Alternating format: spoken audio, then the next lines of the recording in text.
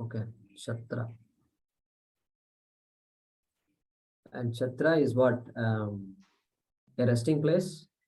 Yeah, free lodging like. Yeah, Chatram, correct. Satram. Here we say Satram, Chatram. Dharmashalas. Yeah. They used to use the word in English. I don't know where it comes from. Choultry, they used to say. Choultry. Have you heard the word choultry? Yes. Yes. Choultry. I think it means Chatram only. It's an old English word. I don't know where it comes from. Choultry.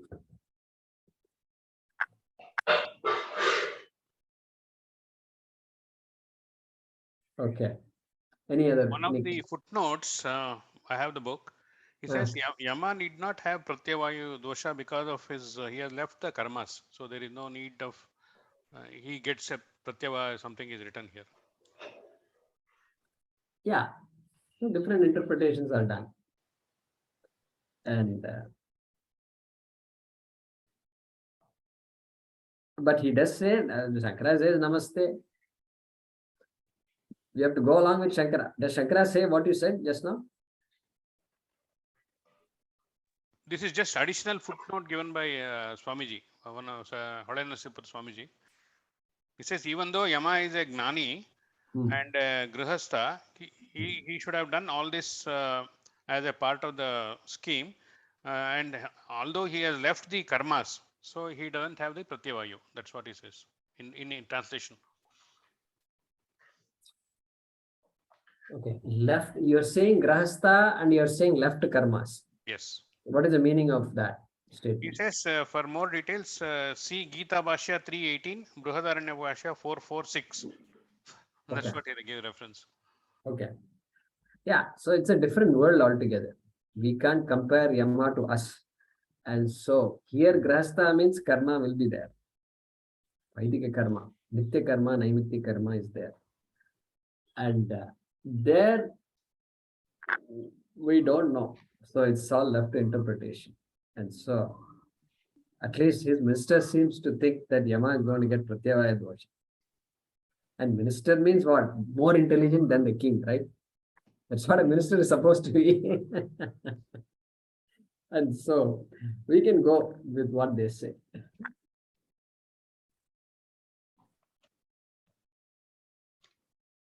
Anything else? Swamiji, in fact, has written every Upanishad in complete detail as much as Shankara has done in Kannada language. That is greatness. And so, yeah. He's done excellent. He's done. Holenasipur Swamiji has done a lot of good work. Definitely. So those who know Kannada can get that book. Yes. Anything else? So today was audible and all that, right? Yeah. The power came while we were talking. So I was happy about that. Otherwise, this laptop, we were afraid it may stop after some time. So that's good. So next class, we will continue with the Sambandha Bhashyam of mantra number 10. Where Nachiketa, without wasting any time, starts off. No small talk and all that. No small talk. Just going to happen. Good. Can I ask something? Namaste. Yeah, please. Yeah, I'm not sure if it's a relevant question, but it comes to mind. Everything is Nash, is what was the essence of what we are saying. But we also have this concept of the karma, going forward into your next janmas and things. So how is it correlating that? I mean, am I clear? The Nash, is it absolutely Nash? Not really, no? It does carry forward, no, into our next life from what we understand. No, they're saying that all the things that you possess today will be burnt to ashes, like that he's saying. It's a karma phalam, right? It's a result of some act that was done. That is a ghora karma. The ghora karma. Worse than a ghora karma. So that's the way to look at it. It's a loss incurred due to some wrong act. And next life and all continues. That law of karma continues. This doesn't talk about, it's not like complete loss of all. I don't know what you mean by loss of all karma. So you're probably referring to loss of all punyam and papam. Yes. Yeah, When so we punyam, that is loss of all punyam, means papam is left out. Papam is left out, so everything is not gone. So full papam. So a lot of punyam also is there. And so you can't lose all punyam by an act. An act is finite.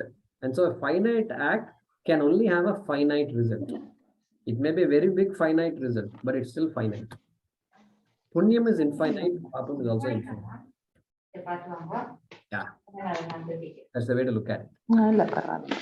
So Jyoti ji has come from Mumbai, and if Jyoti ji can introduce herself, she wanted to join the class. So Jyoti ji, what we do normally is those who are new, we introduce ourselves. And so if you can unmute yourself and introduce yourself. Yeah.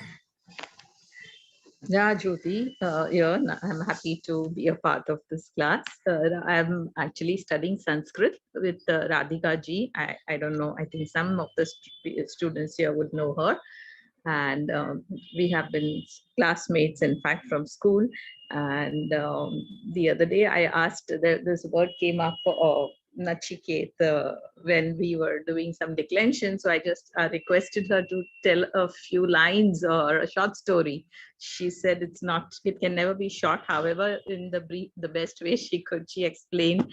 And then she said, if you are inclined, there is this, the Katha Upanishad class is on right now. So would you be interested? And if you do, although it has started, just consider it. I said, oh, well, that kind of triggered. And I said, it's lovely. It's early morning. And how about starting the day with that thought? So I'm happy to be a part of it. Thank you. Thank you for including me. So what are you doing, Jyoti ji, and how long you been in Mumbai? Oh, I'm born and brought up in Mumbai. So like always been here. And I've been working for the longest time, but now I am self-employed. I'm in the garment industry actually. And yeah, so just not doing so much work, but I try to keep working as much as and as best possible. And I'm trying to learn, as I think COVID was a great help in trying in getting us into this mode. So that's where I started learning Sanskrit, which I always wanted to. And from there, let's see how it goes. I'm trying to pick up the threads as we go along. Sure. So one harmless question you asked your teacher, Radhika, and then you ended up in this class. Yes. And this has been, it was so good that I did. Yeah, otherwise I would never know that this, I mean, she had mentioned that Lakshmi Kulari, and we are also in the same batch. So she did mention that she's doing it a few weeks ago, but it didn't kind of register in that sense that I could be a part of it. But when she suggested, I said, oh, that's lovely. And if it's possible, like I think it's been a couple of months, you'll have started already. But so I still need to get the books because I just spoke to you yesterday and then here I am. So I'll hopefully get the books very soon so I can make, more sense and probably ask more questions. Yeah, and these talks are recorded for the purpose of those who missed the classes. Yes. So if you have time, you are welcome to go back and look at the other classes. Yes. Yes, so there's again one small question. Maybe I've missed it because I've not been there from the beginning. But why was Nachiket left hungry? I don't know. It may be a stupid question, but I'm just wondering. Yeah, so that's an important question. Why was he hungry? Couldn't the people there? It's not like the whole house was locked, lock and key, and then you have to stay outside. Not like that. The house was full, brimming with activity and people. But why did they not give him food? What is the problem?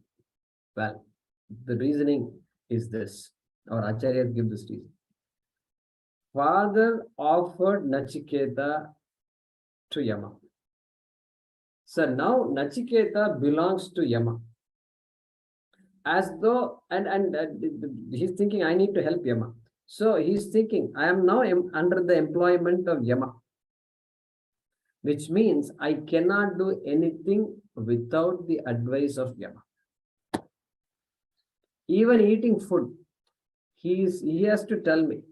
Only if he says, yeah, go ahead and finish all your things and then I'll come back. If he had said that, I would have had food. But no, I need to get permission to have food from Yama.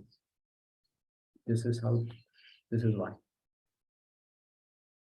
Thank you. And Yama was out for 3 days or something for his work. Now, Yama was out for 3 days. But the question is, why did he not have food during those 3 days? Yeah.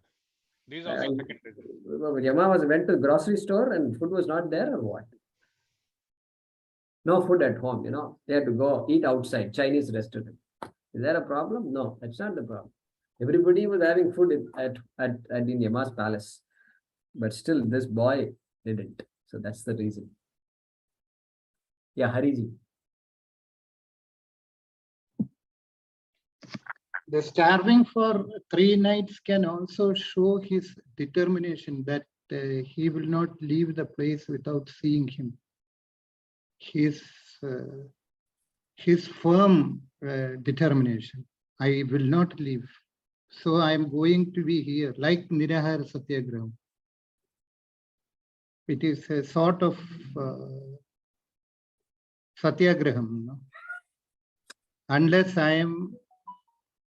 he gives me an audience, I will not leave this place. See, you might say that, but see, where will he go? Leave this place and go where? No, that is why even in the politicians, when they have some main things to be achieved and all, they say Nirahara Satyagraha.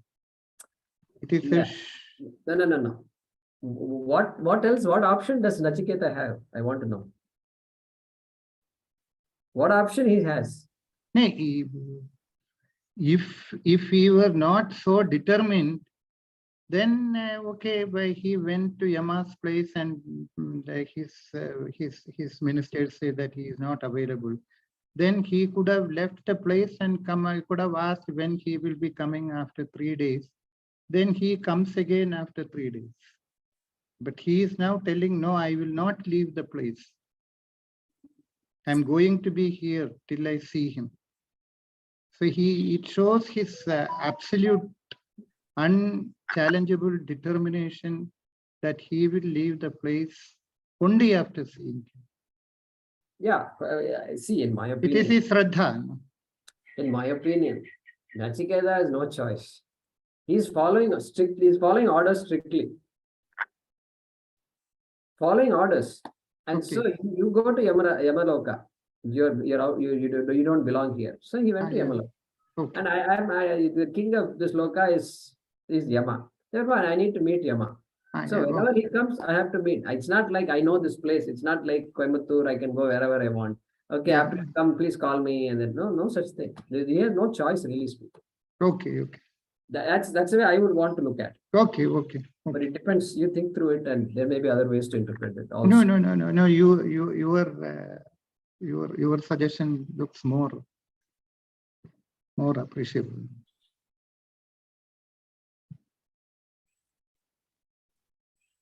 Thank you. Anybody else who has not introduced themselves in class? Everybody. So past students, new students, anybody who has not introduced. Satyaji had a question. Oh yeah, there he is. Satyaji is there. Yeah. Since we have time, I thought I'll bring this. While I was reading on the subject, I came across one reference. Man minus ego is God. God plus ego is man. So here the important thing is ego.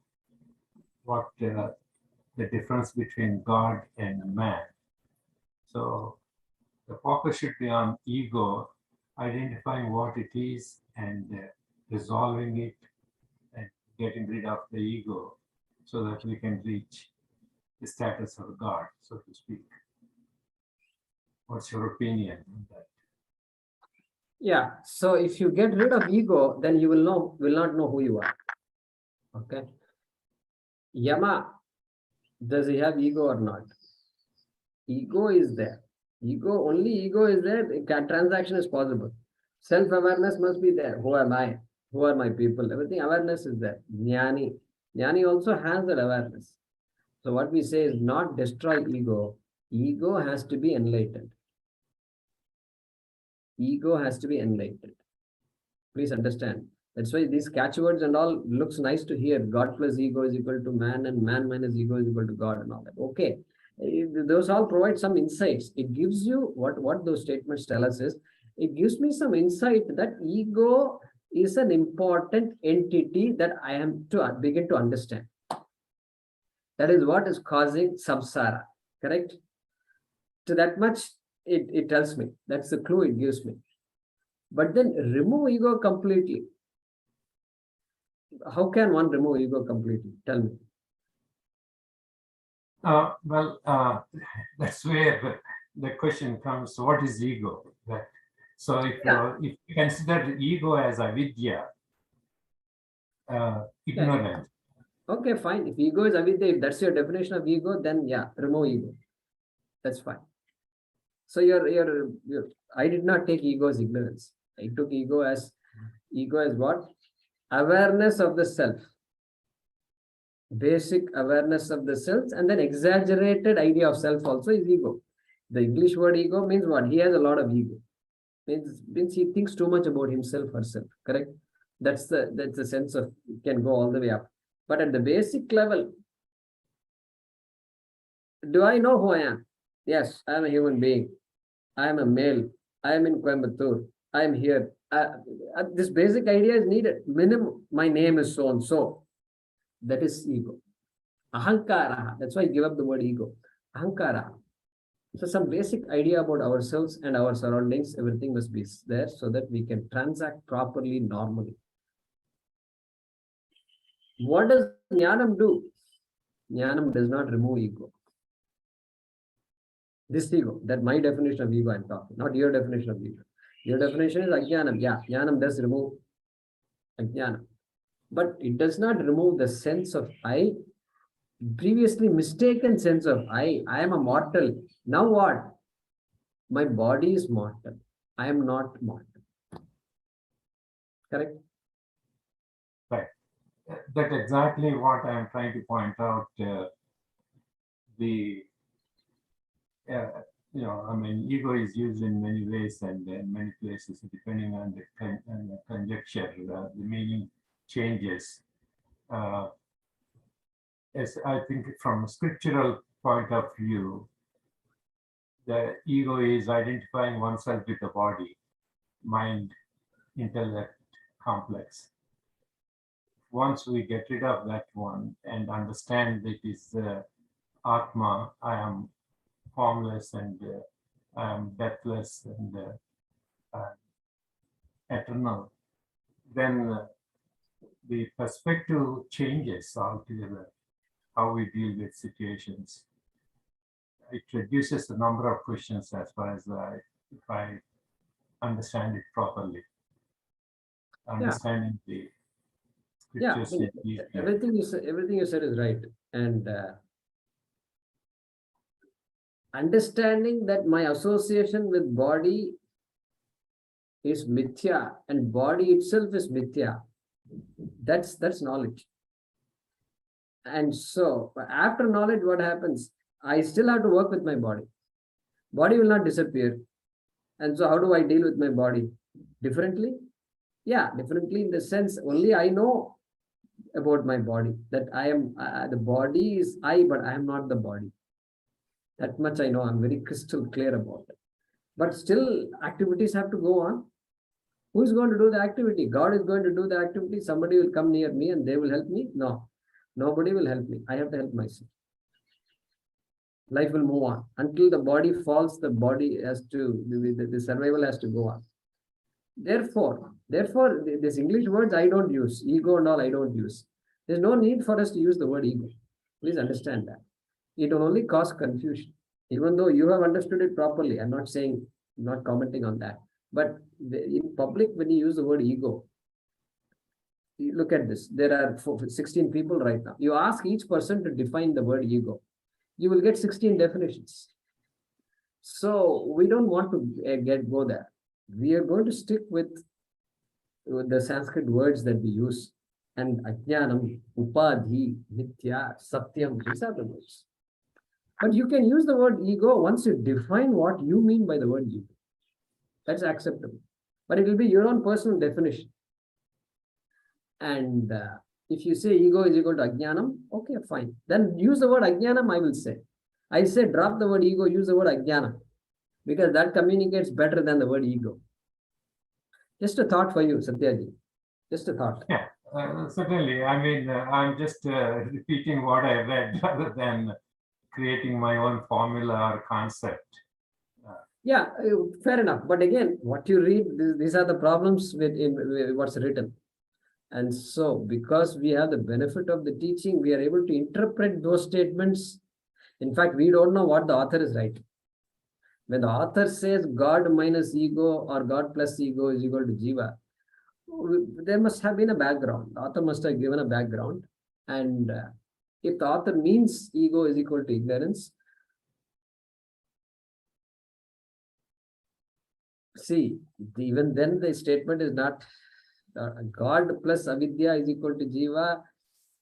It's a iffy statement. It's not shastric. It's not a shastric statement. Vidya is the upadhi for the jiva, and maya is the upadhi for Ishvara. Okay, maya sahita Brahma. So we have to come back to our siddhanta. We have to come back. So yeah, those statements are good in their own context, I suppose. Yeah. Because we have to, I'm just purposely saying, spending time, because we need to study our Shastra. And that's why Sanskrit and all is somewhat important. If not for anything else, to remove these ideas surrounding English words. And English words, I mean, after all, this whole talk is in English. But when it comes to these kinds of words, we just drop. I don't use English words as far as possible. And we stick with the Sanskrit word. And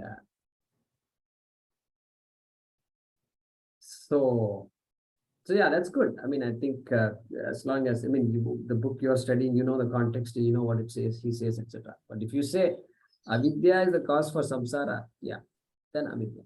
But then when you say destroy ego, then you have to say destroy avidya. That is a better statement. Destroy ego is then you are allowing people to interpret the word ego any way they want. And no, ahankara, if ego is translated as ahankara, nobody can destroy ahankara. Nobody needs to destroy ahankara. Even a jnani has ahankara. That ahankara is enlightened. That ahankara knows that ahankara is mithya.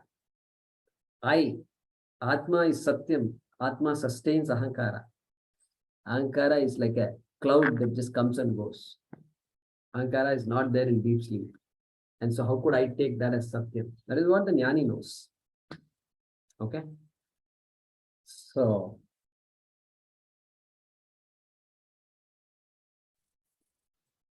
thank you, Satyaji.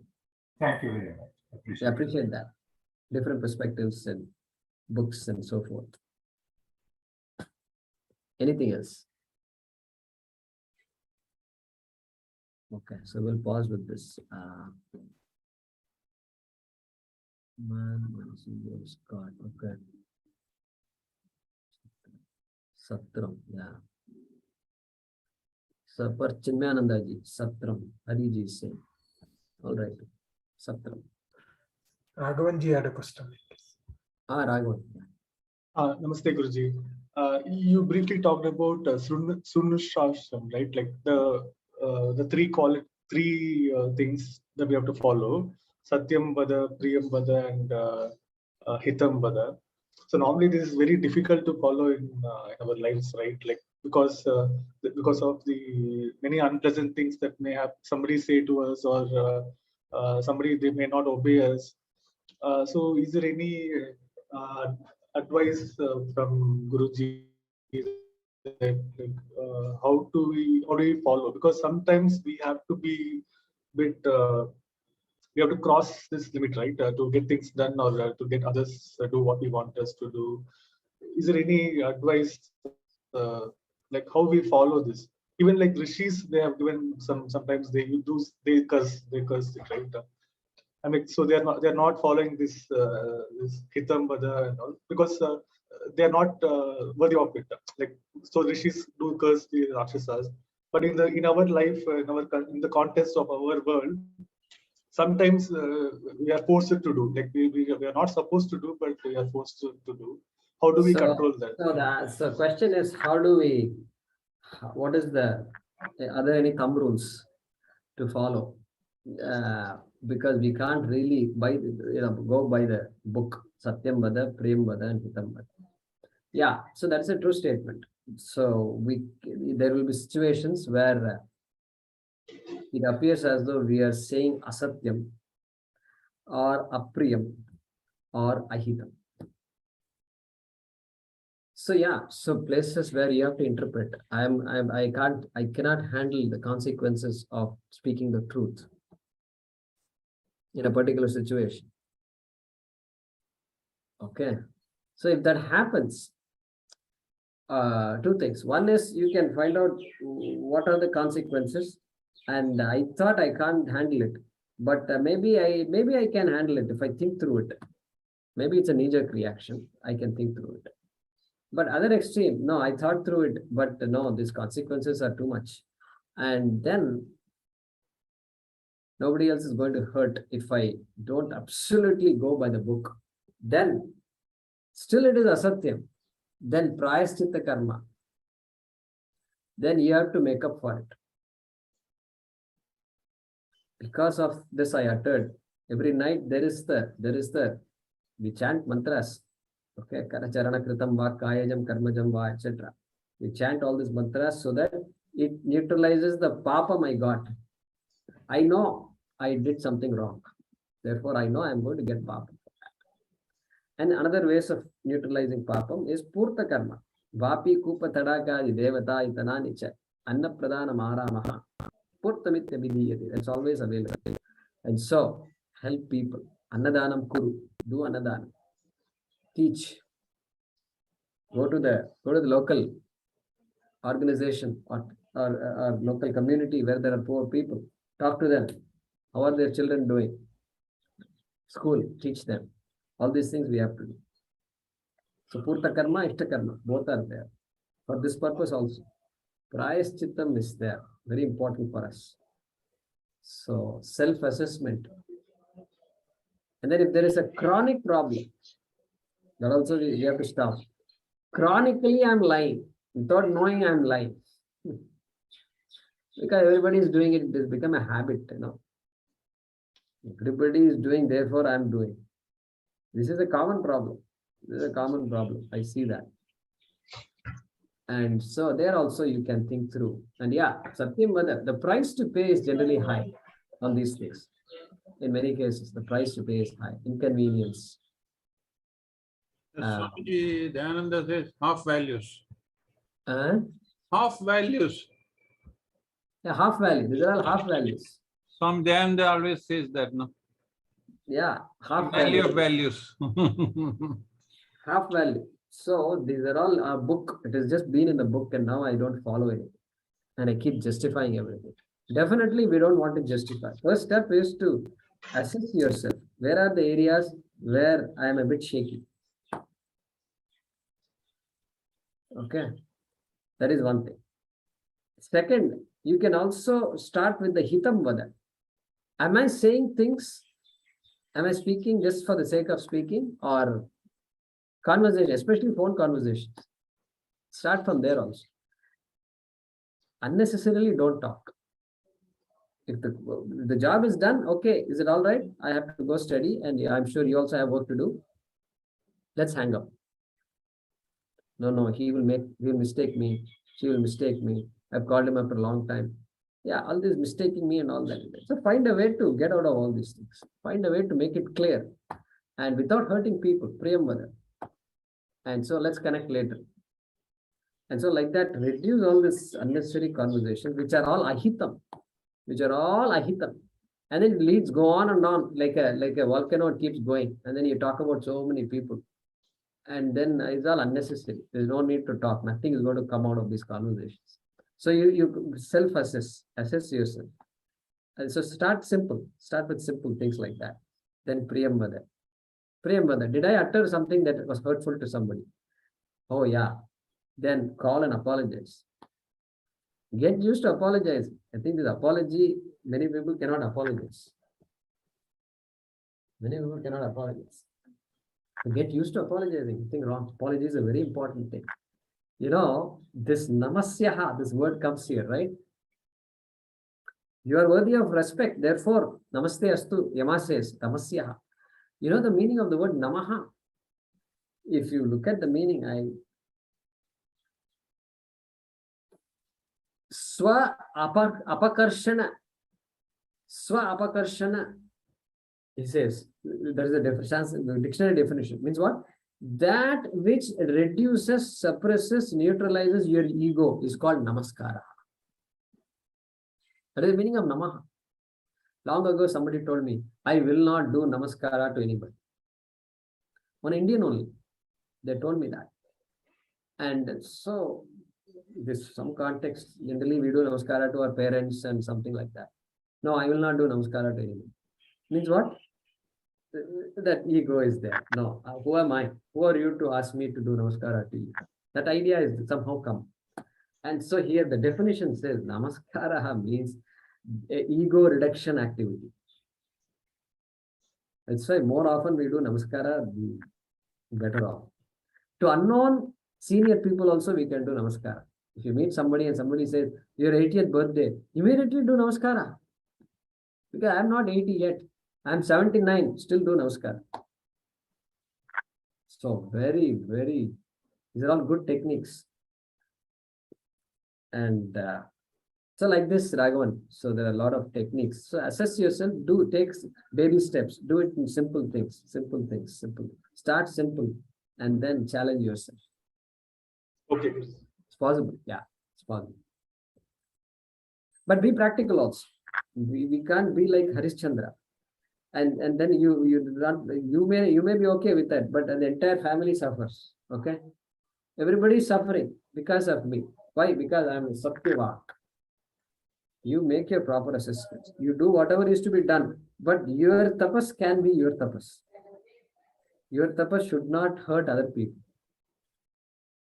Correct? It should not hurt other people. Somebody is calling you. Somebody has made lunch and is calling you. No, I am meditating. I'll come after 30 minutes. Means what? That means I am hurting somebody, right? They have made lunch for me. They are calling me. Everybody is having lunch. Now go have lunch. What meditation? Oh, no, I always meditate at 1. No, stop meditating at 1. You should not meditate. Wrong time to meditate. That is the thing.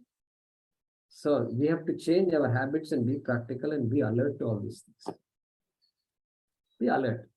So hurting others, himsa is definitely to be avoided. Doing meditation while hurting others is not meditation. This meditation is papa.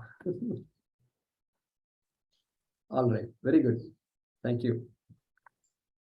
Om Namo Bhagavate Vasudevaya Dhanvantaraye Amrita Kalasahastaya Sarvamaya Vinashanaya Trailokyanataya Sri Mahavishnave Namaha. Om Namo Bhagavate Vasudevaya Dhanvantaraye Amrita Kalasahastaya Sarvamaya Vinashanaya Trailokyanataya Sri Mahavishnave Namaha. Om Namo Bhagavate Vasudevaya Dhanvantaraye Amrita Kalasahastaya Sarvamaya Vinashanaya Trailokyanataya Sri Mahavishnave Namaha. Thank you. Thank you. Thank you, Jayakumar ji.